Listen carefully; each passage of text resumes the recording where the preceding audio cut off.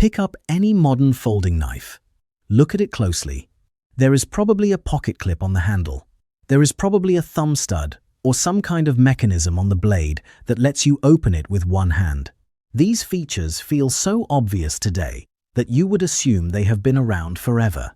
However, almost every single one of those features traces back to a single company in Golden, Colorado, and to a man who spent years living out of a converted bread delivery truck before he ever made a knife. This is the story of Spyderco and the hole in the blade that changed everything. To understand how we got here, you have to go back to 1976. Sal Glesser and his wife Gail did not start out as knife people.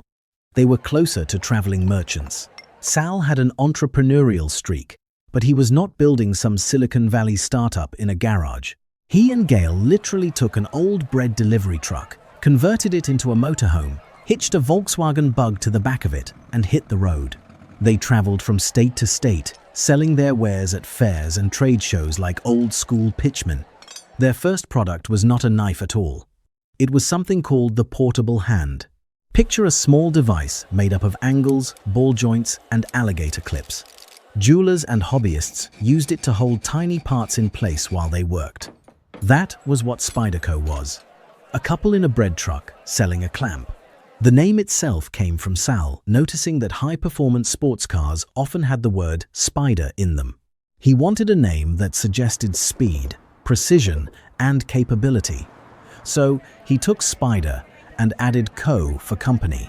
Even the brand name was born from a guy looking at something, asking what made it work, and borrowing the principle.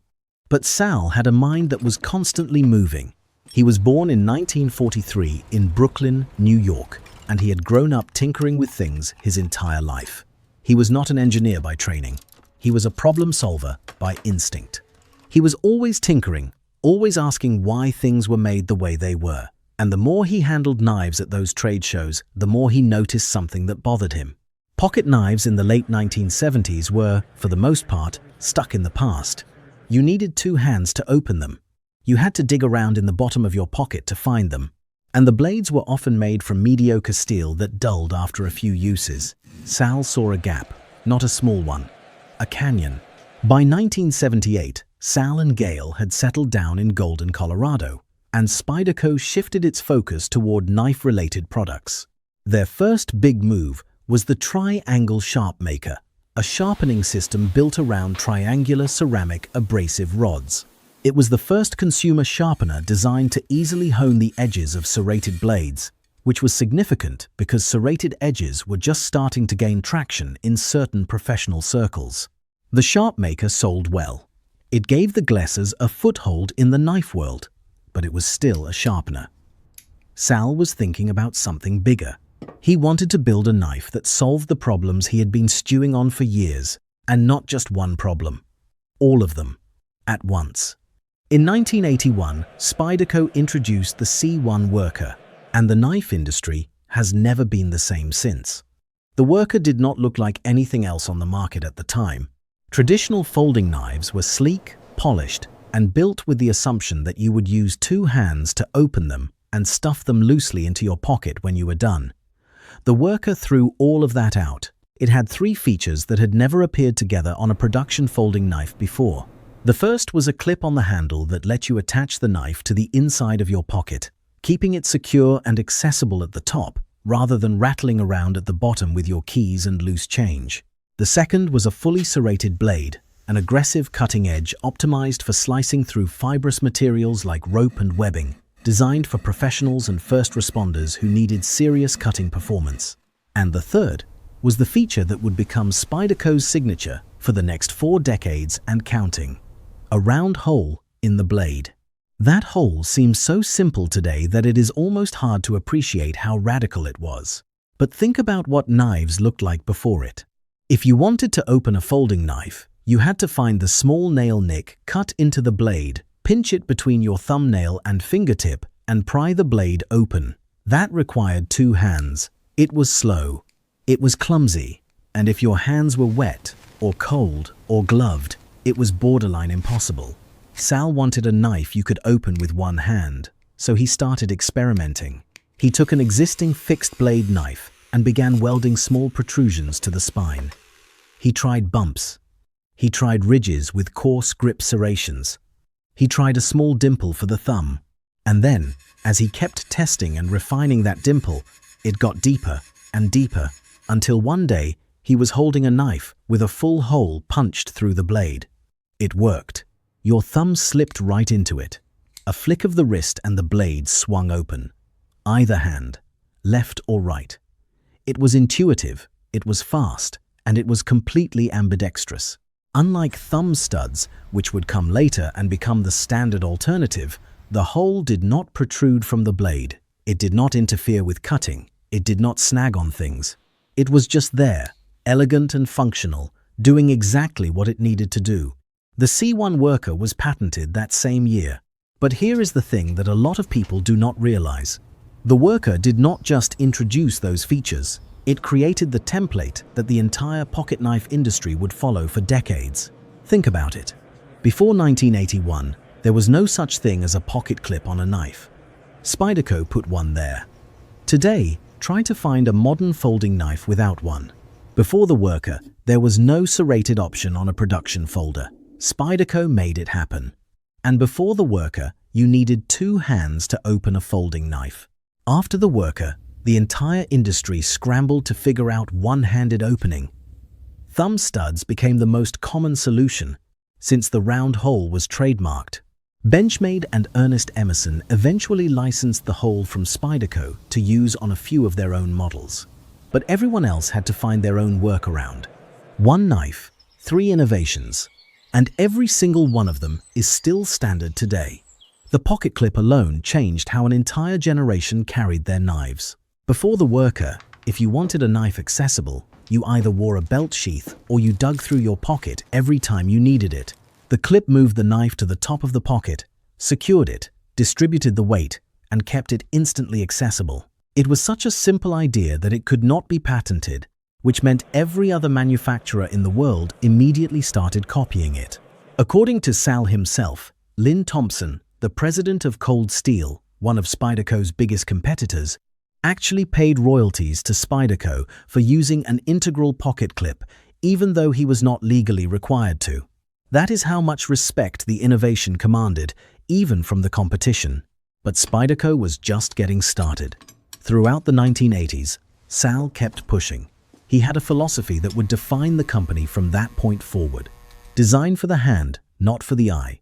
Spyderco knives were never meant to sit in a display case and look pretty.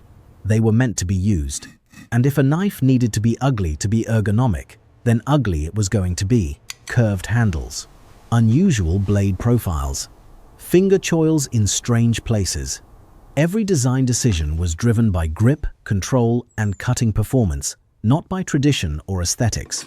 This drove some people in the knife world crazy. The traditionalists hated the way Spyderco knives looked. The round hole in particular was polarizing. Some people thought it looked like a defect, like someone had accidentally punched through the blade at the factory. But the people who actually used the knives, the professionals and the everyday carriers, they understood immediately. The knives just worked better. And the community that formed around Spyderco was fiercely loyal. Then came 1990, and Spyderco did something that might have been even more important than the Worker, depending on who you ask. They introduced the Delica and the Endura. These 2 knives were the first of their kind on the market. Lightweight, one-hand opening folders with injection-molded handles made from fiberglass reinforced nylon, commonly called FRN. The material was tough, it was light, and it was cheap to produce. That last part was the key, because the Delica and the Endura were not just good knives. They were affordable good knives. Suddenly, a high-performance, clip-carried, one-hand opening folding knife was within reach of basically anyone. The Endura won Blade Magazine's overall Knife of the Year in 1990. Both models became Spyderco's top 2 bestsellers almost immediately. Sal actually tried offering them in several colors at launch, including red and green alongside the standard black. Nobody wanted the colors, black only. They ended up discontinuing the colored handles entirely. It would take another 2 decades before colored FRN handles became popular. Sometimes being too far ahead of the market is its own kind of problem. Both models are still in production today, more than 30 years later, now in their 4th generation. That is not a typo. 4th generation. Because Spyderco does not just release a product and move on, they practice what they call constant quality improvement, or CQI. If they figure out a way to make a knife even slightly better, they tweak the mold, adjust the steel, refine the ergonomics, and ship the improved version on the next production run. The Delica and the Endura have been through so many refinements over the decades that the current versions are dramatically better knives than the originals. Same sole though. But the Glessers were not content to stop at handle materials and blade geometry. Sal had a deep passion for metallurgy, and it was about to reshape the entire knife industry a second time. In the early 1990s, most knife companies used whatever steel was convenient. A few nice stainless options existed, but nobody was pushing the envelope. Sal was different. He was obsessed with blade steel the way some people are obsessed with engine performance. He built a test lab where he could evaluate different steels, test hardnesses, and experiment with heat treatments. He did not just want good steel. He wanted the best steel that science could produce. In 1994, Spyderco became the first knife company to use powder metallurgy in a production knife. The steel was Crucible's CPM S60V, and putting it into a factory-made knife was a move that nobody else had even considered. Powder metallurgy creates a finer, more uniform grain structure in the steel, which translates to better edge retention, better toughness, and better overall performance. It was a leap forward that made the military model the first Spyderco to carry it, the first factory-made knife to feature particle metallurgy stainless steel. That relationship with Crucible turned out to be one of the most important partnerships in knife history. It led to the widespread adoption of steels like CPM S30V, which became the gold standard for premium production knives. Later came S90V, S110V, and eventually Spyderco's own proprietary steel, CPM SPY27, developed in collaboration with Crucible specifically for their knives. But Spyderco did not stop with American steel.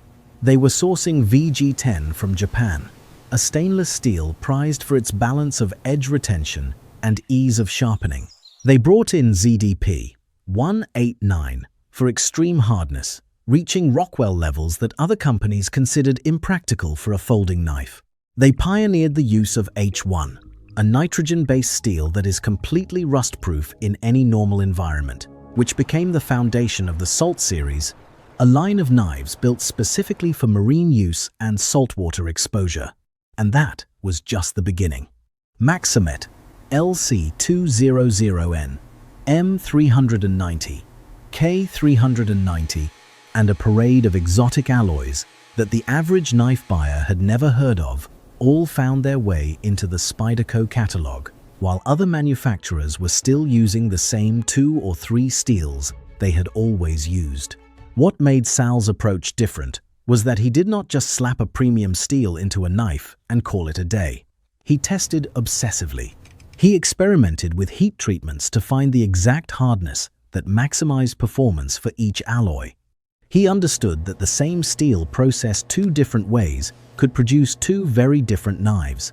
And that level of dedication to metallurgy trickled down to the entire knife industry. Because once Spyderco proved a steel could work in a production knife, other companies followed. Speaking of the military model, that knife has its own origin story worth telling. In 1996, someone asked Sal Glesser a simple question. If your son were going into the military, what folding knife would you send him with? Sal did not have an answer, so he designed one. The military was built from the ground up as a full-size, high-performance cutting tool for forward-deployed personnel. It had a broad, full flat ground blade, lightweight open-backed handle construction with G10 scales, and an oversized round hole big enough to grab even while wearing tactical gloves. It was one of the first knives to ship with the cutting-edge ATS 3-4 steel before transitioning to powder metallurgy. But here is where the story gets interesting. Critics said the military was too big, too much knife for the average user. Fans loved it precisely because of its size and performance. So Spyderco asked themselves a question that knife manufacturers rarely ask.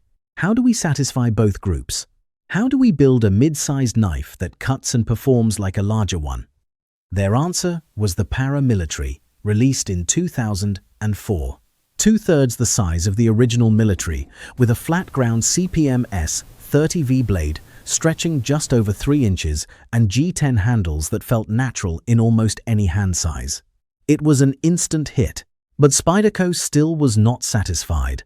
In 2010, they released the Paramilitary 2, and it became what many knife enthusiasts consider the single greatest everyday carry knife ever made. The handle was slimmed and refined. The blade tip was lengthened. They added jimping to the spine and finger choil for better control. A new bushing pivot system made the action smoother than anything else at its price point. And it featured the compression lock, a locking mechanism developed by Sal and his son Eric that functioned like an inverted liner lock but was significantly stronger and allowed for safe one-handed closing. The Paramilitary 2, often shortened to PM2 in the knife community, developed a following that bordered on fanatical. People who owned one bought a second, then a third. Then they started chasing the limited edition sprint run versions with exotic steels like Maximat, Crew Wear, and MagnaCut. Online forums and subreddits dedicated entire threads to debating which sprint run was the best, which steel held an edge the longest, which handle material had the most grip. The aftermarket exploded with custom scales, deep carry clips, and hardware kits. Some people owned 10 or 15 variations of the exact same knife. In 2021, Spyderco transitioned the base model from CPM S30V to the newer CPM S45VN, which offered slightly better corrosion resistance and edge retention while being easier to sharpen. But the sprint runs kept coming, each one more collectible than the last. The PM2 was not just a knife. It was a platform, a canvas, a collecting obsession, and the compression lock, at its heart, was part of what made it so addictive. Because the lock was on the spine instead of the liner, it allowed the blade to drop shut with zero resistance when you disengaged it. That smooth, satisfying snap became the PM2's calling card, the thing that made people flip it open and closed 100 times a day. There is another piece of the Spyderco story that often gets overlooked. Sal Glesser is widely regarded as the true inventor of the tactical folder. Bob Terzuola coined the term and is often called the father of the tactical folding knife. But Sal pointed out in a now famous forum post that Terzuola himself carried a Spyderco Mariner for 5 years before designing his first so-called tactical folder. Spyderco had been making combat-ready folders long before anyone thought to give them a name. Sal was typically humble about his contributions, but this was the one time he pushed back publicly. He felt the record needed to be set straight, and that brings up another thing Spyderco did that nobody else was doing: collaborations. Long before collaboration culture became a marketing buzzword, Spyderco was working with custom knife makers to bring their designs to the production market. Bob Terzuola, Michael Janich, Ken Onion, William Moran, and dozens of others partnered with Spyderco to create factory-made versions of their custom designs. This was unusual. Custom knife makers typically worked alone and sold individual pieces for hundreds or thousands of dollars. Spyderco found a way to translate that craftsmanship into a production knife that regular people could afford. Over the years, they have collaborated with more than 30 different designers, producing some of the most unique and sought-after knives in the industry. Meanwhile, the company was building a global manufacturing network that reflected Sal's belief that different factories do different things well. The headquarters and primary factory remained in Golden, Colorado, where many of the flagship models are still made. The address stamped on those blades reads, Golden, Colorado, USA, Earth. That last word, Earth, is the kind of quiet humor that defines the Glesser family's personality. But Spyderco also built strong relationships with factories in Seki City, Japan, where VG10 and ZDP 189 steels were processed with exceptional precision. The Taichung factory in Taiwan became known for producing some of the most complex and high-end Spyderco models with immaculate fit and finish. Maniago, Italy, contributed its own tradition of bladesmithing, and select Chinese factories handled the Bird line, Spyderco's budget-friendly brand that uses a comet-shaped opening hole instead of the trademarked round one to keep the two brands distinct. Throughout all of this expansion, Sal and Sal Glesser kept the company private and family-run. Sal gradually brought his son Eric into the design and leadership side of the business, and today, the two of them work side by side. Eric has designed some of Spyderco's most popular knives on his own, including the Tenacious, the Manix II, and the cult favorite Dodo. Both Sal and Eric regularly participated in online knife forums like Blade Forums, answering questions from customers directly, taking feedback, and sometimes getting into spirited debates about design philosophy. Sal was inducted into Blade Magazine's Cutlery Hall of Fame at the 2000 Blade Show in Atlanta. It is one of the highest honors in the knife world, reserved for the most influential figures in the industry. And the truth is, few people in the history of knives have earned it more. But here is what makes the Spyderco story different from most business success stories. Sal never tried to be cool. He never chased trends. He never designed a knife because it looked good in a marketing photo. His philosophy was always rooted in one core idea. A knife is a tool. Build the best tool you can. Listen to the people who use it, and keep making it better. He even acknowledged that some of his designs were, by traditional standards, ugly. That did not bother him, because when you picked up a Spyderco knife and wrapped your hand around the handle, it felt right. The finger choils landed where your fingers naturally fell. The blade geometry matched the way a human wrist moves during a cutting stroke. The weight balanced in your hand instead of pulling forward or dragging backward.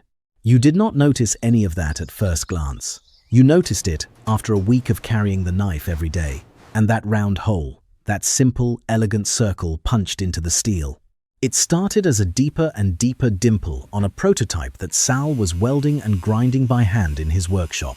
Today, every Spyderco knife carries it, including the fixed blades, where it serves no functional purpose other than identity. The hole ranges from 4.9 to 15.5 millimeters in diameter, depending on the model, and each one is precisely cut with a laser. The small steel discs that get punched out during manufacturing are saved, and Spyderco sells bags of them at their factory outlet store. $5 for a bag of 6. Fans buy them as collectibles.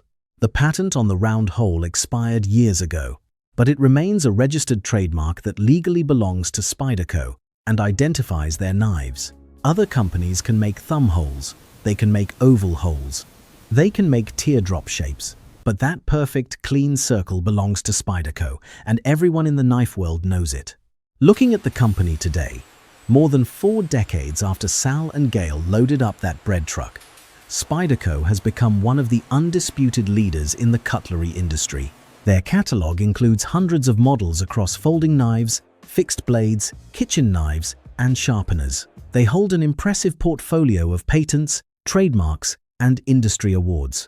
Their knives are carried by first responders, military personnel, tradespeople, chefs, and millions of everyday users around the world who just want a reliable cutting tool in their pocket.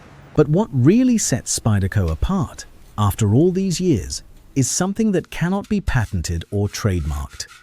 It is a stubbornness about doing things the right way, not the fashionable way, not the cheapest way, not the way that looks best on Instagram, the right way, function first, always.